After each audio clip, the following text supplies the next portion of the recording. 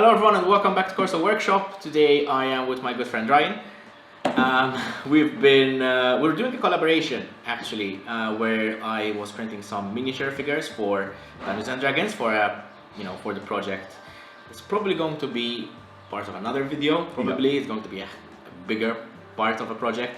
But I have asked my friend to paint these awesome miniatures for me. And honestly, man, you've done such a good job. They're awesome. So Ryan, why don't you tell us a little bit about yourself, about how you got into painting and what you do mostly with these miniatures? So I got into miniatures last year actually. It's pretty much been a year ago. For my birthday, my girlfriend got me this amazing board game called Mansions of Madness. I love that. It's awesome. It's such an awesome board game. You should definitely check it out. Exactly. So it came with its own miniatures with it, and we tried playing it the first couple of scenarios, and I'm like, this looks weird. You know, you've got all those beautiful tiles, nicely printed. So I thought, okay, I might as well just buy a few paints and give it a shot, because I've always been into like Warhammer 40k and stuff like that, but never played the tabletop. I was more into reading the books, playing the video games. Stuff like that. I was fascinated by it, but it always scared me to do it. So I thought, you know what? I've got this now. It's an opportunity. Let's buy some paints. So I did some research on YouTube, found a fantastic beginner-friendly YouTube channel called Midwinter Minis. I love that as well. I follow it religiously. He's amazing. Guy is absolutely brilliant. So I literally just watched his video. It's called How to Paint Your First Mini. He had a list of like 14 paints and 2 washes to buy, so it's not that big of an investment, couple of synthetic brushes, and I tried. And I was super happy when I painted my first mini. I look at it now and I think, Jesus Christ, that looks atrocious. But it got me there, and that was the good thing about it, is just getting brush on plastic, getting some paint on that plastic, and eventually I fell in love with it and I kept doing it more and more. And again, following different YouTube channels, there's so much material available, there's so many fantastic painters. And then it's just a matter of practice. So I've been doing it now for, like I said, pretty much about a year. I got into Warhammer 40k Kill Team. That was my game, because one thing I don't like doing is batch painting massive armies. Like, I find it boring to paint the same thing over and over and over. Fair enough. And Kill Team is a great avenue like that, because if I want to get a different army for 40k in there, then I just need 10 models maximum. 6 to 10 models. Yeah, and I think you can also give them a little bit of variety within the same team. Exactly. And for me, who's quite new to the hobby, it's fantastic, because from army to army, what I'm doing is trying out different techniques or a completely different art style. So for example, with one of my armies, I went for like a very traditional World War II paint scheme, because it's the death core of Krieg. So they kind of look like World War I, World War II kind of hybrids. Whereas with my Tau Kill Team, I went for something completely out of the world, and it was just like a little experiment I wanted to try with, and that is what keeps me motivated and kind of helps me get better at it, is all that practice and trying different techniques. I have got a big 40k army. It's the Custodies, and I only went Custodies because they look cool. They're the biggest, baddest people in the universe, and they're a fairly low model count army. So like for my first 1,000 points game, I had like maybe 20 models on the table, which is not a lot. It's insane, to be honest. So I've done a couple of commissions here and there as well, and this kind of thing was fantastic, because it was, believe it or not, after my first foray into doing something a bit more fantasy related. That's awesome.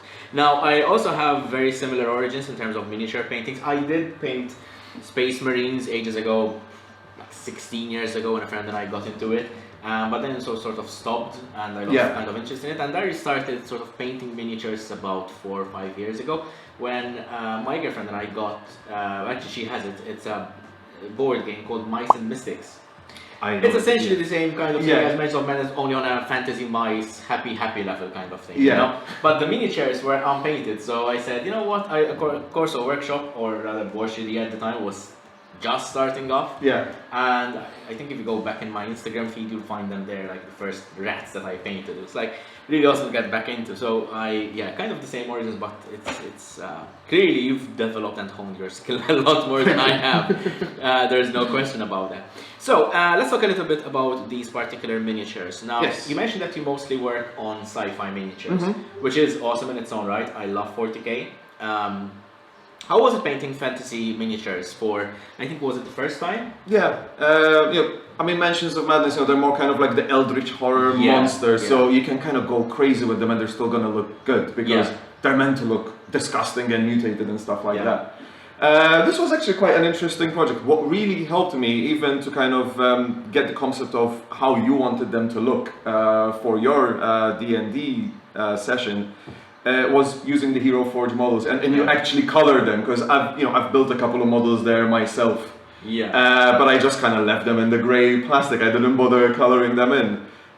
So that was actually very useful, and especially something that gives you a good representation of where you want to go with it. And once I got an idea, I'm like, okay, this guy's got the flames on his hands, so I can try and do a little bit of OSL effects. That's object source lighting. So, with the glowing green flames on his hands, I tried to put like just some green reflections going up his arms and a little bit around his face. They do look awesome, and we're going to get close-up shots of all these miniatures and sort of add them in post. But I mean, they look so awesome, I have to admit, and even especially this guy, Alden the Deathweaver, is just... He was my favorite to paint. Awesome. He was absolutely my favorite to paint. I guess I have an affinity for evil characters. I mean, he's the evil character. Perfect. So if you would like to know more about these miniatures or about their story behind them, I would suggest that you hop over to the Epigeeks YouTube channel or the Twitch stream, where we have a D&D playthrough every Sunday at 7 CET. Now, today we're here, we're not just here to talk about your skills and talk about the miniatures, we're here to actually paint a miniatures. And in particular, today we are painting this paladin called Simmons the Oathbound. Now, he has a shield, has a spear, has a long cape, very traditional fantasy features, I think. Very classic. Yeah, very classic. And I have noticed that you here have already obviously primed the model and gave him a little bit of an airbrushing with a whiter tone. So tell us a little bit about that. What is the process? How do you start in something like this? Yeah. So it's very... Just as a note, obviously these were all painted in resin on my resin printer. So yeah, these were not very easy to manufacture. Let's put it this way. Yeah. Well, they came out, the detail on them, and Hero Forge gives you so many good customization options for them, so you can make them look however you want.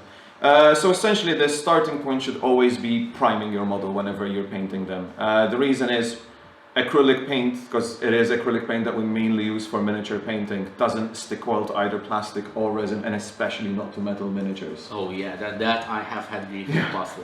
So a good priming layer is always needed. Now, there's different color primers you can get. You can get rattle can primers, you can get brush-on primers.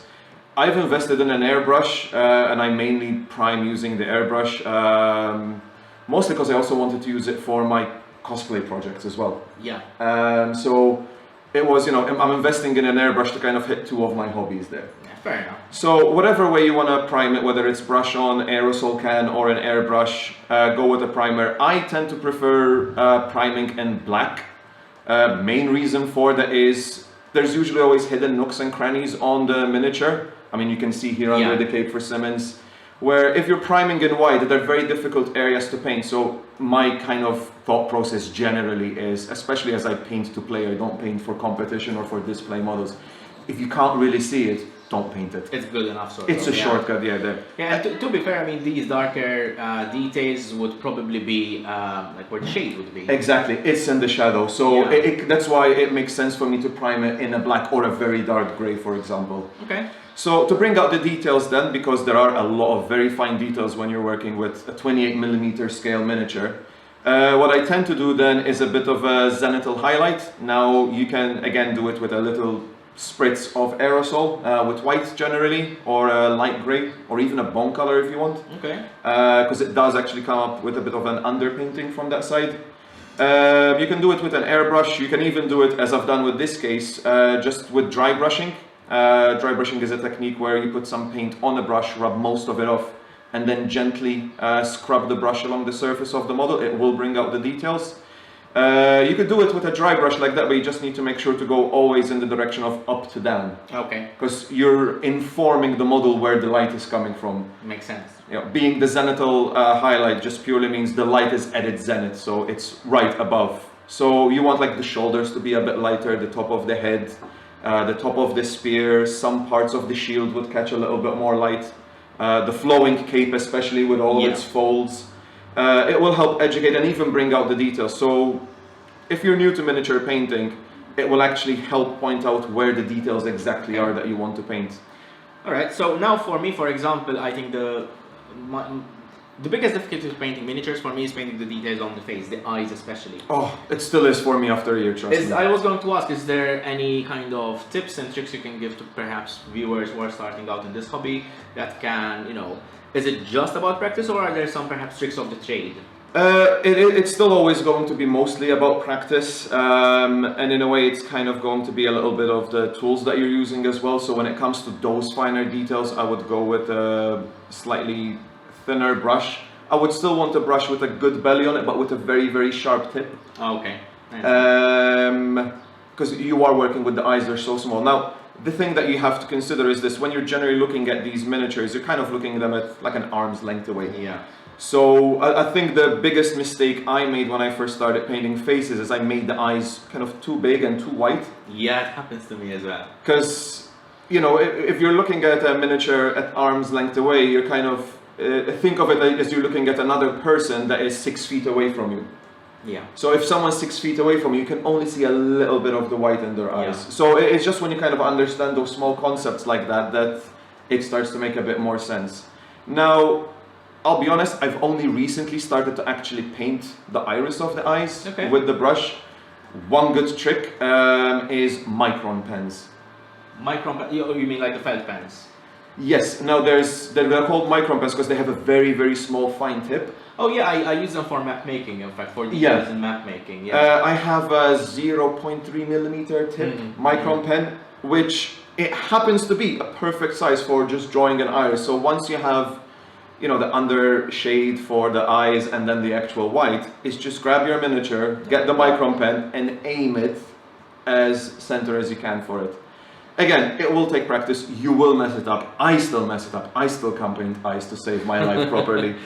But an excellent job on these. You practice for them, and again, if you make a mistake, it's not an issue. You can always go back over, you know, repaint the white and then re-highlight the dot again. But we'll go through as we're painting the miniature for different tips and tricks on what different techniques are using. My favorite way to do it is kind of try and go from a pattern of an inside out, we call it. Okay. So if you're kind of thinking about it, like if you're wearing a t-shirt and your jacket, your inside is your skin. So I kind of tend to go with painting the skin first. Okay. And then I would paint the t-shirt and then the jacket on top. So you're kind of going by the innermost layer to the outermost layer. Because if you make a mistake like that, it's a lot easier to fix as you go along, and I find it a way to kind of paint a little bit faster as well. Okay, fair enough. So let's put words into practice, I suppose. And I think it's best that we start with the painting of the miniature. So yeah, I think we'll just set up the camera and we'll start. Cool. Okay, so let me get the